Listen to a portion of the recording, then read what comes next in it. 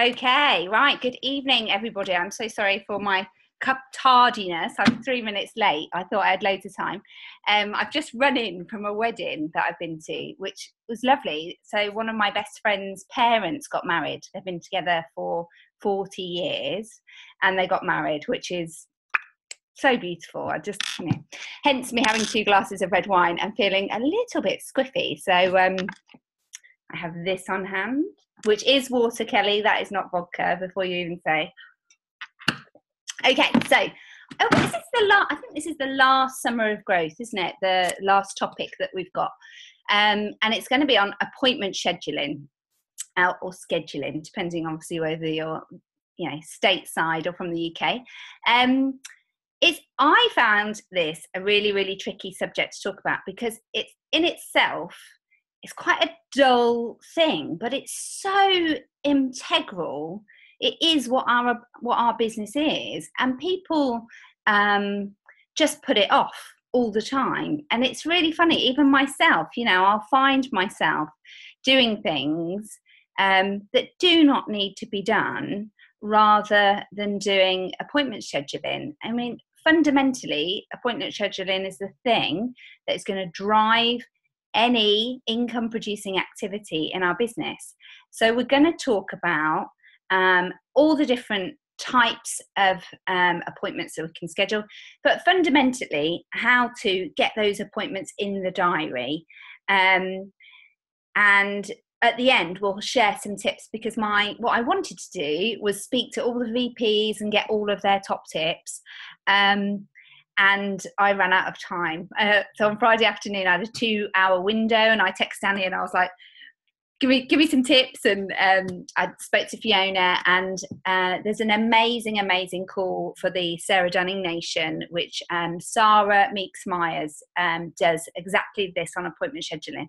And when I listened to it, fundamentally it's exactly the same as what I do with my appointments now, but I got some really, really great top tips from her. So if you don't know who this lady is, really lovely lady, make sure that you get on Facebook and friend request her. She's incredible RVP, and a lot of the tips that we'll be getting tonight are direct from her.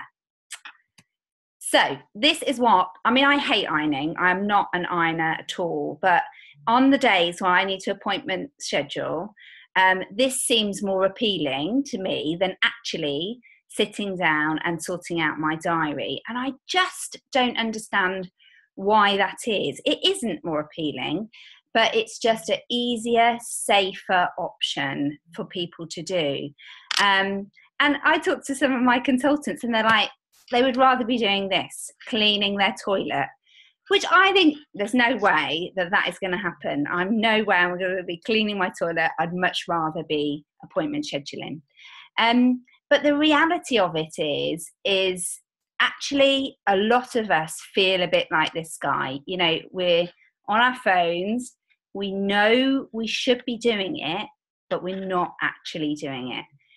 We might have a message that's sort of formulated that we want to send, and we're stopping ourselves from sending that message. Or we'll be on a computer. I mean, I personally don't email at all anymore. I only use Facebook Messenger or or WhatsApp. I don't email prospects, but I know obviously a lot of people still do. So you can sit at your computer there for ages thinking about the person that you should be emailing and not getting anything done. And this is without doubt my favourite.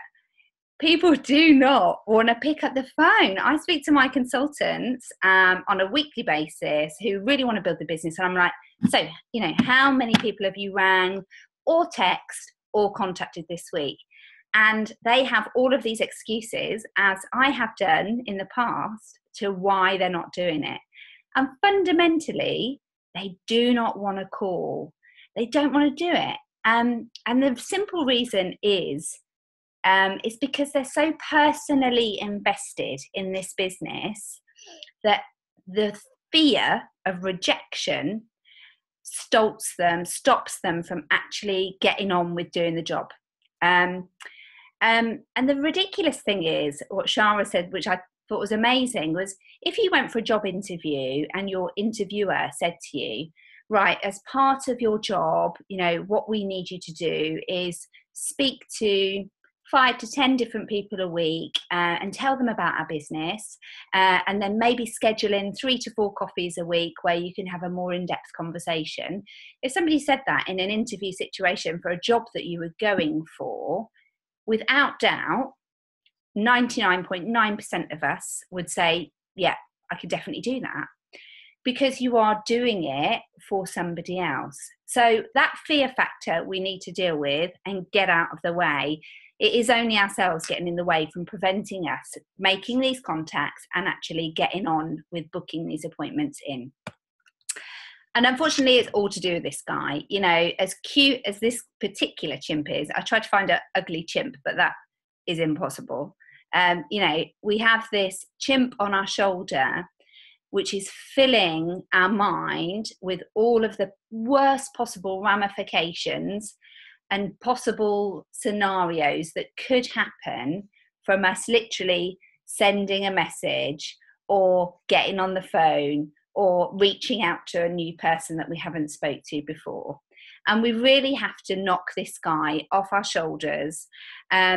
There's a really good little tip that she uses with all of her consultants is when, you know, as soon as you get over, if you're thinking about sending the message for more than 10 seconds, you're going to stop yourself from doing that.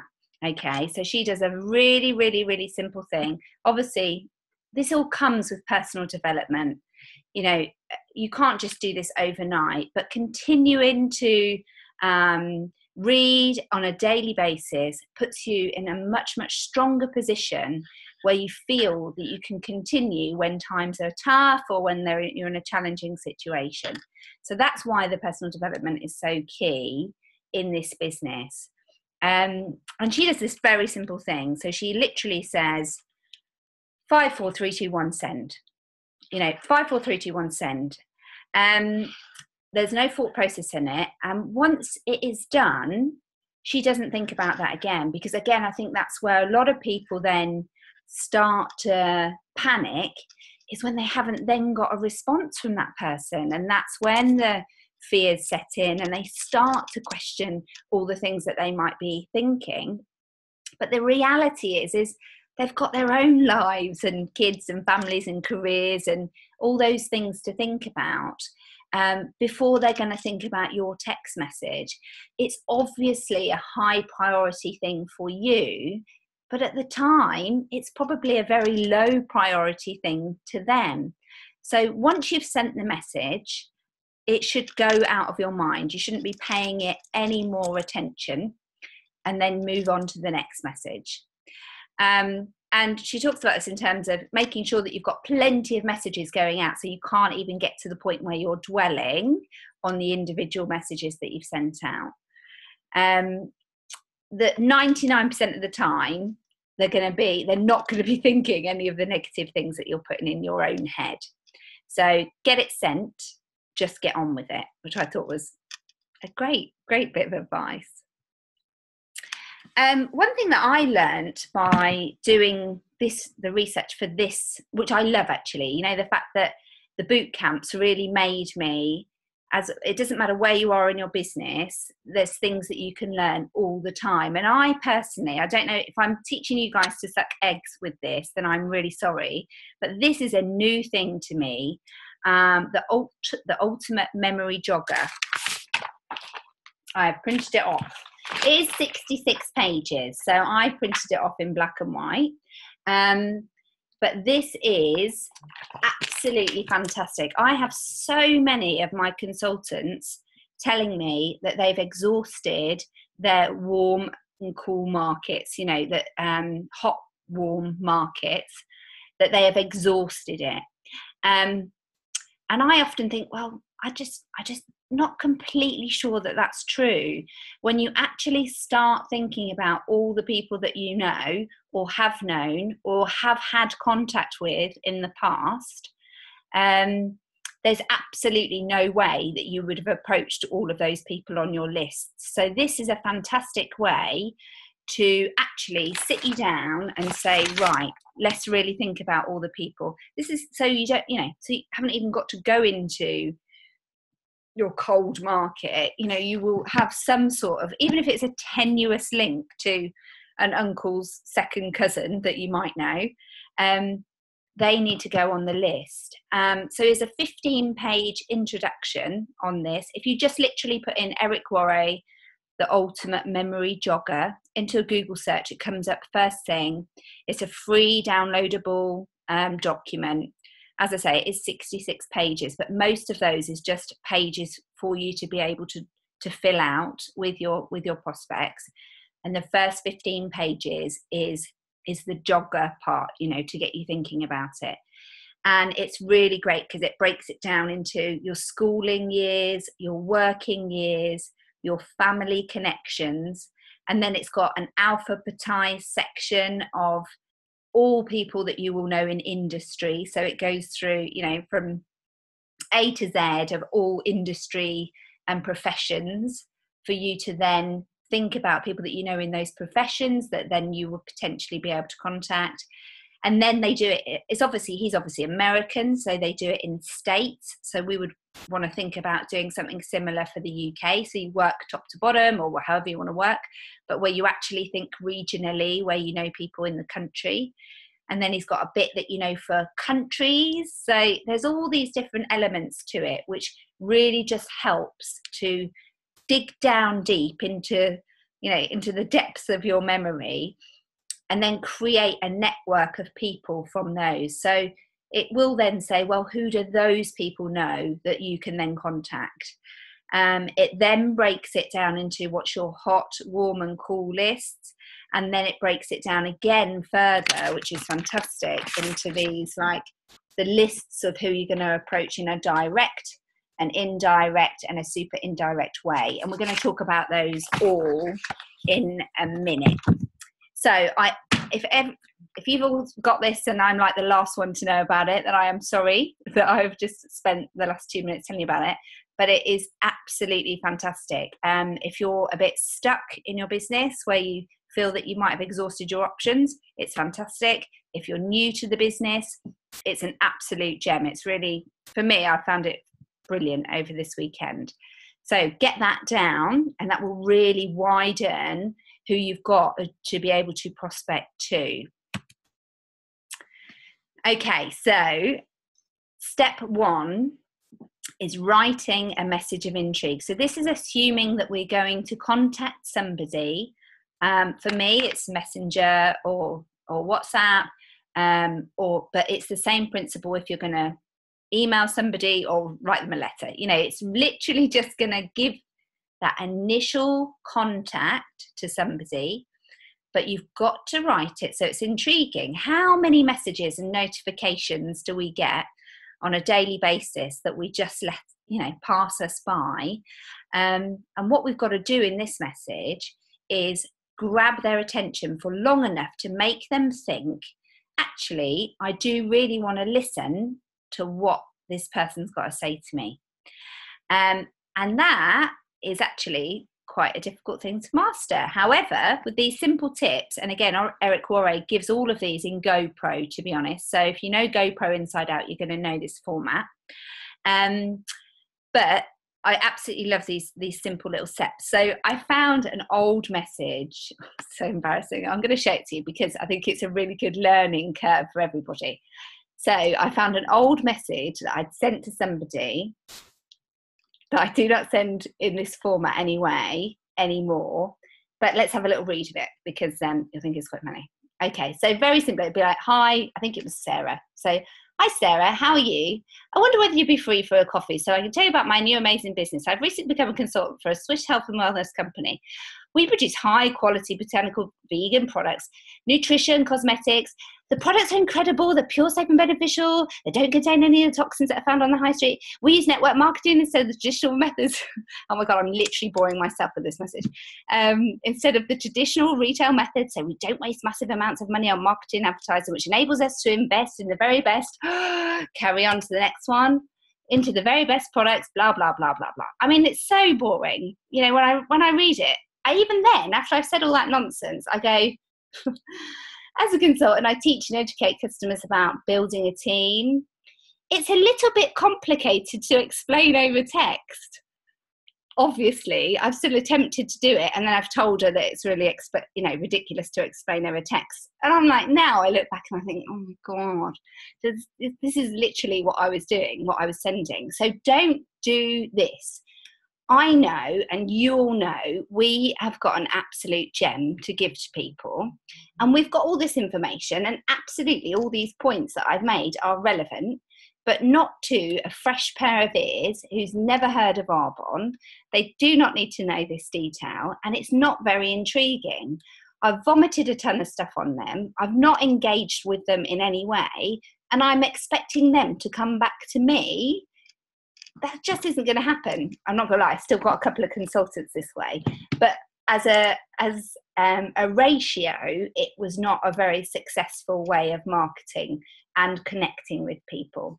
So what we're going to do is break down this horrific message and then put it into a different context where I 100% have got a way, way better success rate.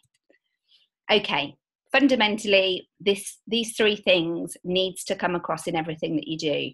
It needs to come across in your Facebook profile. It needs to come across when you're talking to people. It needs to be genuine. You need to be positive, happy, and professional. That 100% will leak through everything that you're writing on Facebook, the messages that you send. If these are all genuine, then people will be able to read that on the other side of a message. And I know that's really obvious stuff, but 100% we need to be coming from this point, okay? But the really tricky bit is to be excited, intriguing, and urgent. We need to be intriguing for them to bother responding. We want it to be urgent because we want to schedule them in the next couple of weeks to have coffee with them. That is an essential part. That is the reason that we are contacted them. But we want them to sense that we are actually really excited about what we're doing with the new business. Okay. She gave me this brilliant line, which again, I've now in the message that we're going to redo. I think it's fantastic. So you're chatting to them depending on what your history is. So you're either going to say, I've just joined this incredible new company, or I've been a consultant for this new company, whatever it is, your history. And I have been introduced to the best opportunity in my lifetime to date. You have to genuinely feel that is the case, because there's no point writing it if you haven't. But that is an incredibly bold statement to send to somebody. And there's got to be a certain type of person if you're not going to find that a little bit intriguing. So I really love this. It can be put into anybody's language and anybody's text. The key thing, obviously, with these messages is it's not a case that, I'm going to write a message and you guys are going to literally just copy and paste it and send it. That isn't what we're going to do. We all know that. We need to be acting authentically, but having a few key sentences in there that's going to grab their attention, that they're going to go, right, actually, I am now wanting to listen to what this girl's got to say to me. So I love that one. The best opportunity in my lifetime to date. So where did we go wrong? Where did I go wrong with that initial conversation? Well, I didn't engage them in any conversation whatsoever. I basically just, splurted loads of information off to them. So initially in the first message, and it's always one message, I definitely don't do where you contact somebody and have a little chat with them and then try and talk about Arbonne 6 or 7 text messages later on. That isn't what I do. I'm always direct and upfront with the original reason that I'm contacting them. I think that's a way more honest place to be. So this is all one message that we're talking about, but at the beginning of that message, you definitely want to engage them in conversation that's off topic and relevant to them and how you know them. So for instance, let's say Sarah, I know her well. I know that she's got a young family. She's in my Facebook feed quite a lot. She's been on holiday, you know, so I can literally say, hi, Sarah, you know, oh my God, I can't believe how long it's been. You know, I'm just thinking of what I put in this actual message. So, doesn't time fly when you have children? Oh my goodness, where's the last year gone? I've just seen that you and your family have been away to Crete. How are you and the family? How was the holiday? You know, like a little bit of a conversation. So with lots of question marks, and that sounds really obvious, but a question mark will obviously mean that you're asking them questions and you want them to respond. So it's really important in the beginning section that they feel that they've got reason to contact you and to answer your questions. Okay. And this is, I think a lot of people have gone not bad, I don't know what the word is, have been disingenuous with this, you know. So you pay them a genuine compliment. It's really easy to do, especially if you know them. A genuine compliment is absolutely easy to do. It's when it's disingenuous and you're just saying it for the sake of it, it's cringy, and it just makes you look a bit desperate, and it makes you look like that you're after something. But it's easy to pay somebody a genuine compliment, so make sure that you do that within the first part of the text.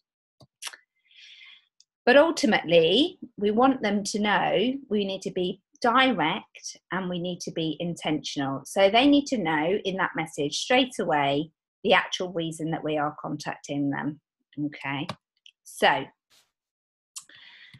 within this message as well, we're going to secure a time commitment. Now, I personally don't find that I can send, you know, a lot of people say just send them 3 specific times when you're available over the next 2 weeks with time slots, and then they're going to commit to it.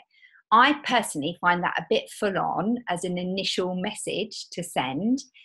So I tend to have a slightly softer approach, but during that conversation, I'm assuming that they're going to text me back. Then obviously I will make sure that I'm going to secure a time down to see them. And we'll look at that in terms of a full message in a second, so we can see what that looks like. 100%, this has got to be it. Like I said before, they do not want to feel like you're going to get a phone call saying, has somebody hacked your account because I've just got this really weird message and it doesn't sound anything like you. You know, you want it to sound like you, but you just want it to have a bit of structure to it, so you're going to get the best result, so they're going to actually be contacting you. Okay, so let's just reword it a little bit. Hi Sarah, wow, I can't believe how long it's been. Like we just said, how time flies when you're having fun with little ones. How are you and the family doing? I saw you guys in Crete. Your holiday looked amazing. How was it? Beachbody is looking fabulous, by the way. Little emoji. I love little emoticons. I think they're brilliant. I use them all the time. If you don't use them, then obviously don't use them. But I think they're really appropriate for the way that I talk to people. So put them in. And then I'm going to be direct. So I'm going to say, I'm contacting you for a reason. She knows from those few words exactly what my reasoning is for messaging her. I'm not hiding it or waiting to tell her a little bit later on when we're having some conversation. And then I'm going to tell her, I'm not sure whether you know, but I'm now working for myself. I genuinely feel it's the best opportunity so far that I've had in my lifetime. It allows me to live my life the way that I want to live it and still have a successful career. I keep thinking about you, would love to tell you more about it, but I genuinely can't do it justice over a few text messages. Are you free for a coffee in the next few weeks? Mondays, Tuesdays and Fridays afternoon. Now I've put this specifically because I know she's a mum like me, and I know she's not working on those particular days. Okay, so it's sort of a bit like, well, I know she's not going. I know that she's going to be able to commit to one of those. All right, so that can change depending on who you're speaking to. What works best for you? Can't wait to actually see you. It's been way too long. Genuine, you know, lots of love. Done. That, to me, if I received that, I'd be way, way more inclined to reply to it rather than that garbled thing that I just, you know, gave to you 5 minutes before. All right. The key thing is to be you and to be genuine when you're sending these messages over. Okay. So what I said before is, in terms of, don't worry if if you're sending one message a day, you are for sure going to fret over that individual person and why they haven't responded. If you're sending 5 or 10 messages a day, then you're actually going to forget about them, because you've sent the message and you're going to let it go out of your mind. So whether that is 5 or 10 messages a day, or 6 or 8, whatever you decide it is, be consistent with it and do that every day. If you only want to do 2 messages a day, then do 2 messages a day, but consistently do 2 messages a day for a 3-month period and see the results that you get from that. Obviously, the more messages you're going to send, the more chances you are going to get in terms of your one-to-ones. For me, 5 a day. I need to make sure I have 5 messages to new people a day. And I did feel, I've been doing this business for 4 years, and I definitely did feel, up until downloading this bad boy, that my warm market was starting to dry up. However, I now realise that I was so incorrect on that. I've got hundreds and hundreds of potentials now that I can follow up with. Now, some of you on the call might be saying, oh my God, that's way too direct. For the people that I'm talking to, that is not going to work. That approach is not going to work for me. I'm not going to feel comfortable with that, which is absolutely fine. And I'm not in any way suggesting that you take that format and copy and paste it and send it to everybody in the world that you know. But actually having a few sort of winning structures works incredibly well. I'd suggest definitely sending them to your directs, to your RVPs, or to get a little sidelines, just to get a bit of feedback in terms of how they think you've structured your sentences. For sure, it's always a good thing to do that. But it's very much going to change depending on each individual that you're going to be speaking with. So the way that I've just spoken to is a very direct way that you're going to speak to it. But there is also indirect and super indirect, which I think is fabulous. So if you feel a little bit uncomfortable with the direct approach, or you don't feel it's appropriate for your prospect, then an indirect approach, I have to say I've had huge amounts of success with this indirect approach, is where you're sort of saying to the person that you're speaking to, you can have the same initial conversation, you're still going to engage with them exactly the same way, but you're going to say something like, right, I've just started this new business and I'm really nervous about the fact that I have to approach all these new people and I've got to say this stuff and I've got a bit of a script, and I really wondered whether you could help me and listen to me while I do my presentation. It'll take only about 20 minutes. I'd really appreciate your feedback. That would really, really help me. So that is an amazing way. And I've had tons of success with this, where I've ended up getting loads of customers, because people say, yeah, of course, I'd love to help you. I really would love to hear what you're doing with the business. And then they're listening to you while you're telling them about our amazing business opportunity. And by the end of it, they're either like, well, actually, that does sound amazing, and I would like to get involved in some way, or I would like to try the products. So it's a really, really great way of widening your network without having to be that direct with it. And then this is my absolute favorite, which is where I personally don't use it a lot. I just love how brilliant it is the fact that you say to somebody, God, I know this business is not for you. For sure, I completely understand how busy you are. So you're telling them off the bat that they are not the person that you want to be doing this business for. However, I really respect you. You genuinely respect their opinion, and you'd love to get them to help you in terms of referrals or recommendations, but you don't feel it's going to be appropriate unless they obviously have a bit of an understanding in terms of what the business is. And often, and my sponsor, Fiona McCarthy, will say, often they're like, she's done this loads, and she's like, they're like, well, why wouldn't she think that I would be suitable for that? So 100%, that it swings round to the fact that they actually then feel that they want to know more, because you're automatically, you know, ruling them out from the very, very beginning. I personally haven't used it much. I much prefer a direct or an indirect approach. But it's there. It is there. If you've got a few characters that you think actually that's the better way to do it, fantastic. It works really, really well. And in the memory jogger, there's a whole section for people that you need to contact in this way: super indirect, indirect, and obviously in your direct way, in your direct approach as well. Okay, so that just covers messaging. I'm not going to talk much on the phone. I never, ever, ever, ever, ever phone people up. I know my sponsor does all the time. Fiona, she's fantastic at it. But I never phone people, because I tend to find that I get a bit waffly and I start to want to give them more information because I'm on the phone to them there and then. But the key thing that Eric Worre says is having a sense of urgency, where again, all you're really doing is securing that one-to-one. So don't get anything too in-depth on the telephone at all. Always talk from a point of where you're in a hurry, and say, look, you know, I keep thinking about you. I'm sorry that I'm just ringing you really, really quickly, but I need to tell you about this amazing opportunity. I'm just about to go into a meeting, but can you tell me when you're free over the next couple of weeks? Because I really, really want you to come, so I can tell you about it. You know, something really, really short, and then get off the phone. I have a problem with that because I still want to jabber. So if that works for you and you feel like you're much more of a picking up the phone sort of person, keep it as short as possible. But what you want to do is secure that face-to-face meeting. That is ultimately the goal that you're going to do. And then face-to-face. So, all right, for a minute.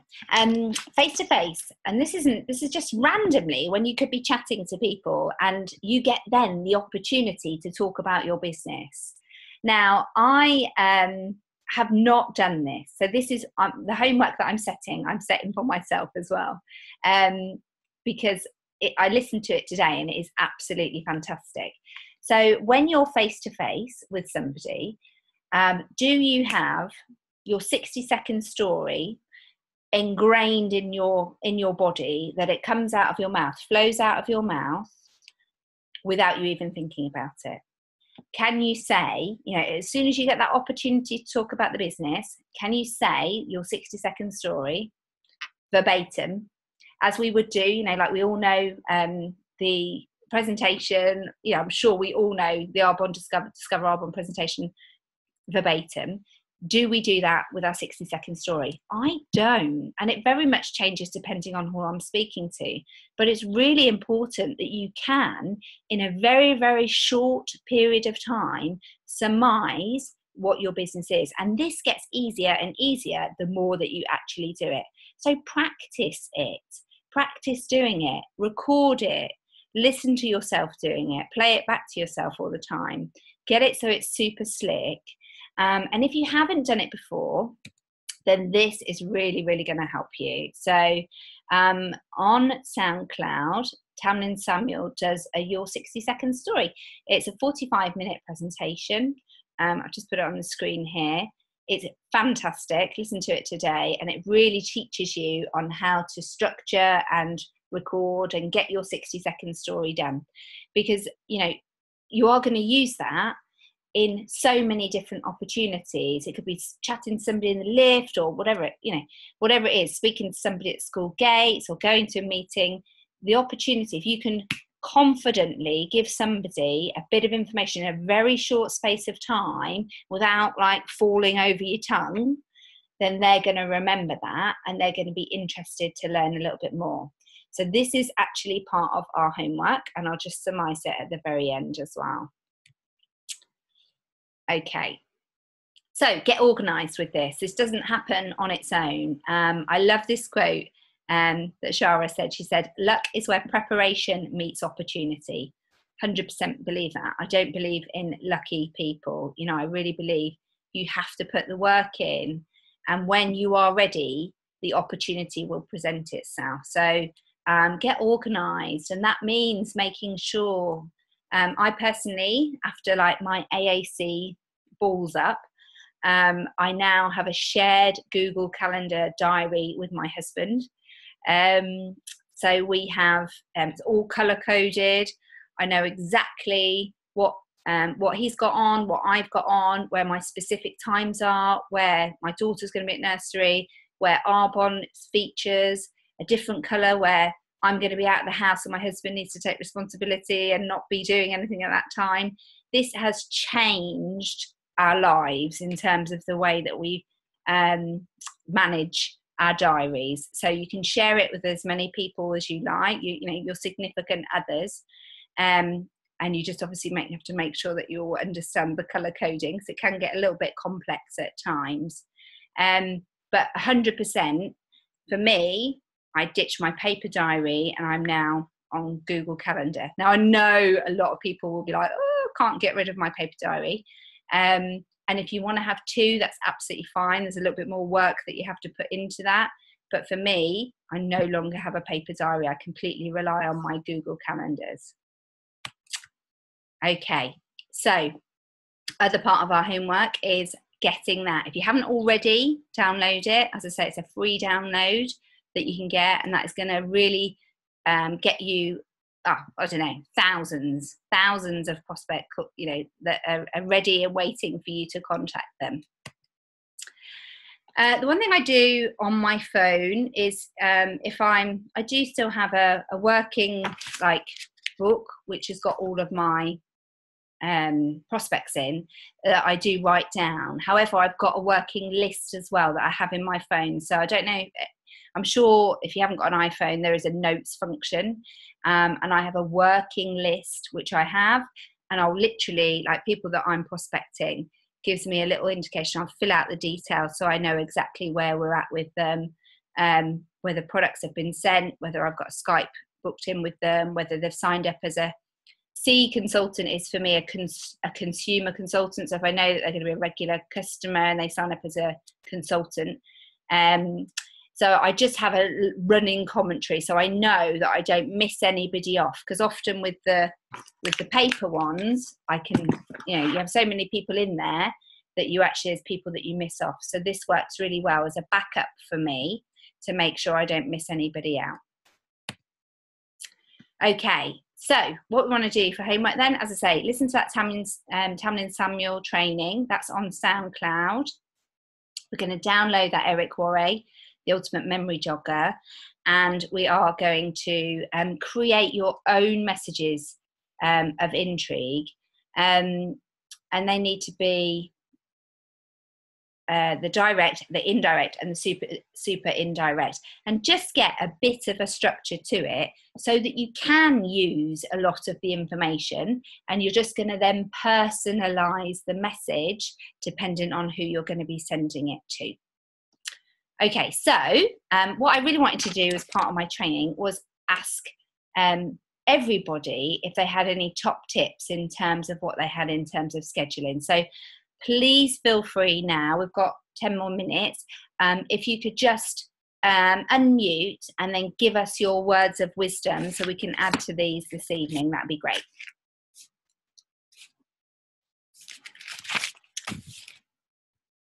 Kelly Bromley, I can't believe you haven't got a word of wisdom. We do, we have words of wisdom. We have multiple words of wisdom. We have lots of words. We were just saying when you were talking about the direct, super indirects and those types of calls, I was like, oh my god, this is so funny because this is how we get taught in Canada to approach. And it is super effective. It's super effective, especially if you have someone who is really, really defensive. You totally throw them off guard. Like saying, I don't think this is, I don't know whether it's the right thing for you or not, but I nearly went Canadian when I said that. But anyway, no, I loved every moment of that, and I'm like, I can't wait for it to go on YouTube so I can watch it again, because I'm going to use all this information tomorrow when I do it. Yeah. It's been brilliant training, Rebecca. It's been absolutely amazing. Definitely. My words of wisdom, I was the same as you when I first started sending messages to people. It was like essays, and now when I get a long message from someone, not regarding Arbonne, about anything, I'm like, ugh, you know, when you have to keep scrolling. So I know.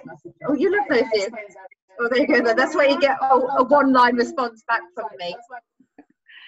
I'm exactly the same, you know, and the real shame is that we've all developed like the attention span of goldfishes, you know, like even 5 years ago, as human beings, we could hold our attention for more than 3 minutes, and now it's like 25 seconds. So if you haven't got in there in that like first 25 seconds, you're lost, you know, you're somebody's on to the next thing. So it's incredibly important to have that impact. And also holding back as well, holding back some information, because I think if you put too much in the message, then they know what it is that you're doing, and it's like, and it's face value, I think, is so important. You know what they always say, they say the wrong thing to the right. But in a message you can. Lovely, thank you, girls. Thank you. Anybody else want to chip in? No. Okay. So I think we've probably got a lot of content there for you to get in. What I'd ask everybody is, if all the VPs obviously want to check in, or if you want to check in with your directs that they've done this, actually it will really, really help them if you check in with your sponsees that you have actually brought into the business, and make sure they're comfortable with this, and reach out to them and tell them that, you know, you want them to send you these messages.